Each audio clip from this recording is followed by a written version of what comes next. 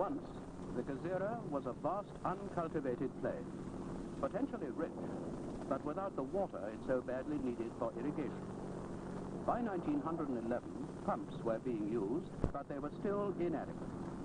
It was not until the introduction of cotton and the building of the dam across the Blue Nile at Senna that the dreams of prosperity were fulfilled and the plain became an island of riches. The project brought life to 1 million acres and connected the east with other parts of the country by means of the railway across the Nile. The dam itself is 3 kilometers long. It is pierced by 80 sluices in the main stream of the river, and the cost of building was 11 million pounds. Since then, it has been raised another meter to provide more water for a new extension at the northwestern part of the original scheme.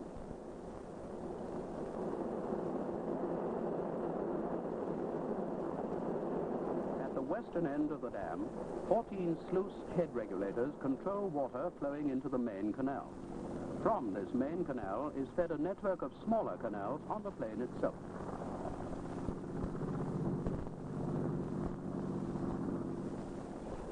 At the head of each major canal is yet another regulator which controls the supply to tributaries. In this way, water can be run in the exact quantities necessary for irrigation to any place where it is required.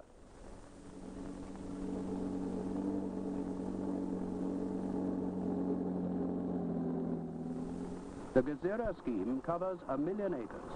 A quarter of them are sown annually with Saccharomyces cotton and its derivatives. The long, strong fibers of Sacchar have gained it a worldwide reputation, and today it is the backbone of Sudan's economy.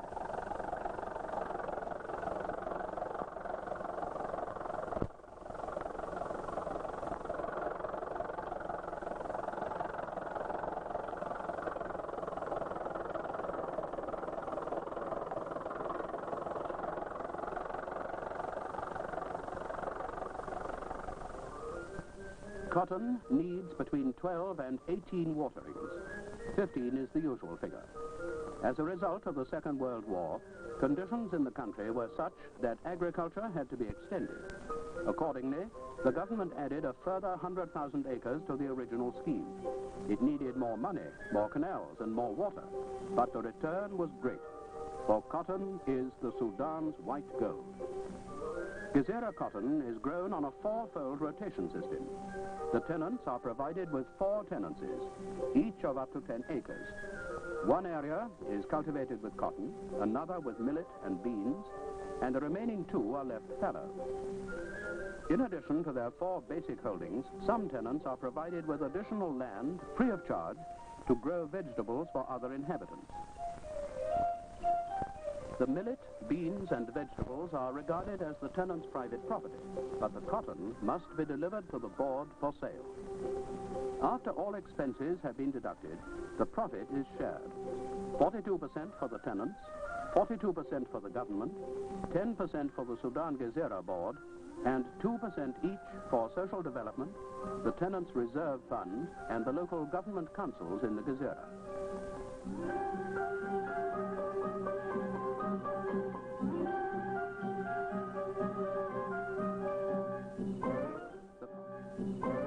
The cotton is usually picked between January and the middle of April. It is weighed in baskets holding 30 pounds. A basket is the basic unit for wage calculation. The worker receives money for the amount he collects. Then the cotton is put in sacks, which takes approximately 350 pounds.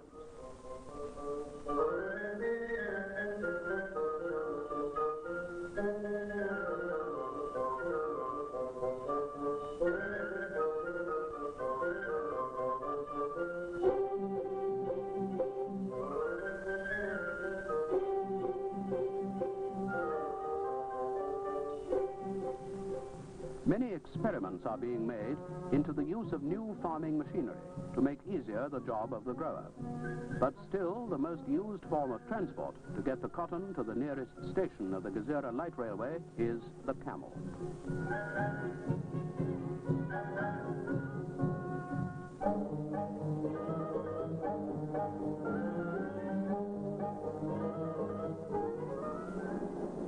The Gezira Light Railway runs for about 300 kilometers throughout the scheme area, and it could be extended if necessary.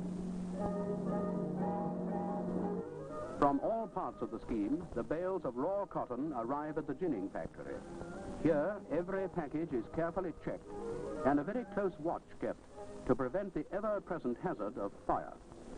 Experts affiliated to the management are employed, for sometimes only prompt action saves a valuable crop.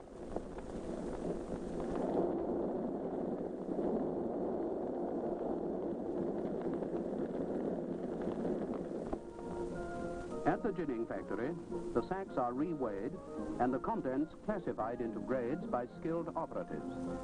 It is because of this very careful grading that Sudan cotton has gained a worldwide reputation for consistency and high quality, and is, in consequence, in great demand by the proprietors of spinning factories.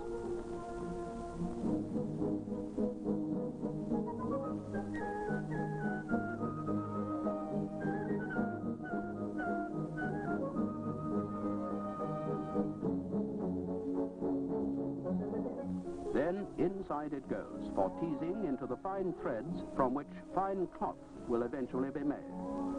The cotton is processed at Merinjan and Hasahisa, where 4 ginneries have been installed on each site. Each ginnery contains 80 machines. The full sacks of cotton are emptied and fed systematically into them. The plant is operated mostly by Nigerians, but there is a sprinkling of Eritreans as well. Both men and women are employed. The yield of the Gezira scheme in a recent record year amounted to 367 bales of lint, weighing 1.5 million hundredweights. In addition, 127,000 tons of seed and 29,000 hundredweights of scatter were produced. And these figures do not include the 3,400 hundredweights of unginned cotton that were destroyed by fire at Hasahisa during the same season. When the ginned cotton has been collected and sprayed with water to reduce static, it is compressed into bales of 4.5 hundredweight each. Every bale is marked with serial numbers according to grade and year.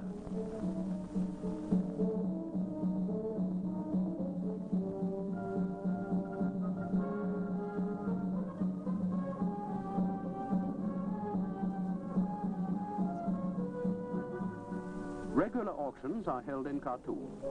They take place 4 days a week, and the cotton is sold in lots of 300 bales. Potential buyers are given every opportunity to study samples before concluding the deal.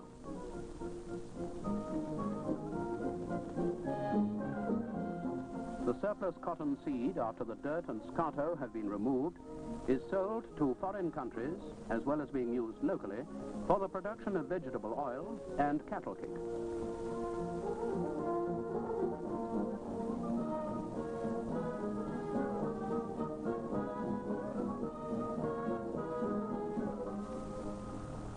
The millet, which is also grown in the Gezira as part of the rotation system, forms the staple diet of the local inhabitants. When a good yield produces a surplus crop, it is sold to other parts of the Sudan and, on occasions, exported to the outside world as well.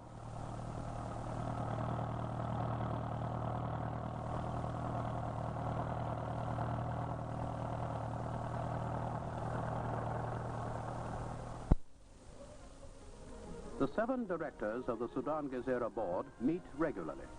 It was set up on July the 1st, 1950. Since then, there has been a startling increase in yield. Now, the board is the largest producer of extra-large staple cotton in the Sudan.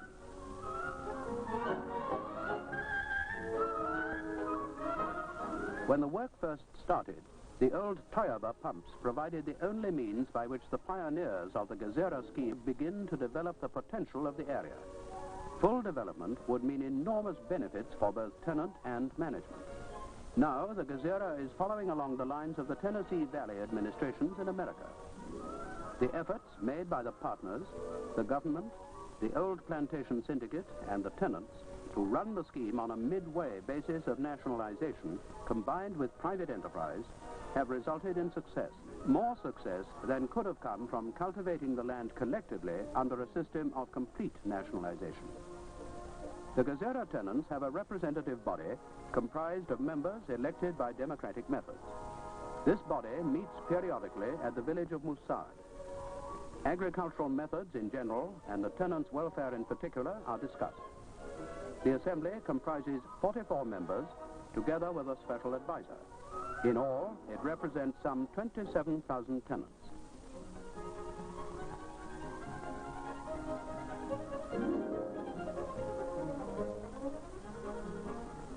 Keeping up the supply of new farmers is not forgotten. 2 training farms have been set up in the Gezira. Here, the sons of the tenants receive practical instruction in agriculture. 40 pupils between the ages of 17 and 21 are admitted annually to each farm. They must have completed their elementary schooling, but no fees are paid by the pupils' guardians or parents. The cost of lodging, food, and instruction is all borne by the management. Each pupil is provided with a piece of land on which to grow cotton, millet, beans, groundnuts, and vegetables. He cultivates the land himself under the direction of skilled teachers. The training includes a study of agricultural pests and their control, the cultivation and protection of fruit and vegetables, and animal care and breeding. Poultry keeping is also in the program. And on the academic side, Arabic, arithmetic, and religion are taught, and there are lectures on health and cooperation.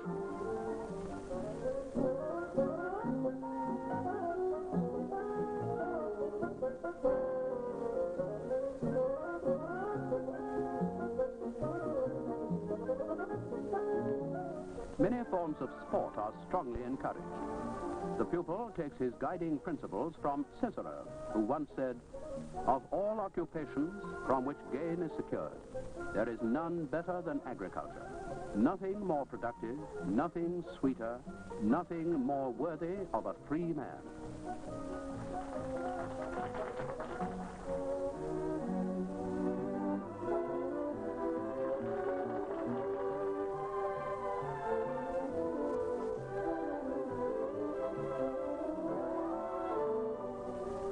The Gezira is the first area throughout the Sudan where adult education has been promoted on such a wide scale. A team of education officers, both men and women, work among the tenants. Courses are held on such subjects as local government and civics, health, the principles of economy, the history of the Sudan, and current events of local importance. The teams also try to inspire the villagers to take the initiative in the improvement of the places where they live by giving evening talks, visiting social and sports clubs, and making other informal contacts. They organize games, hold film shows, and place considerable emphasis on physical as well as mental relaxation.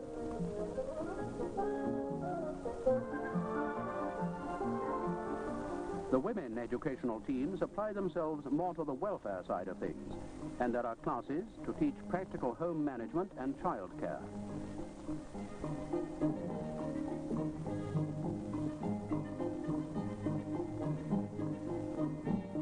Cooking, washing, sewing, and ironing. All these subjects are covered thoroughly in the curriculum. The enlightened experiments will gradually be applied to all blocks in the scheme.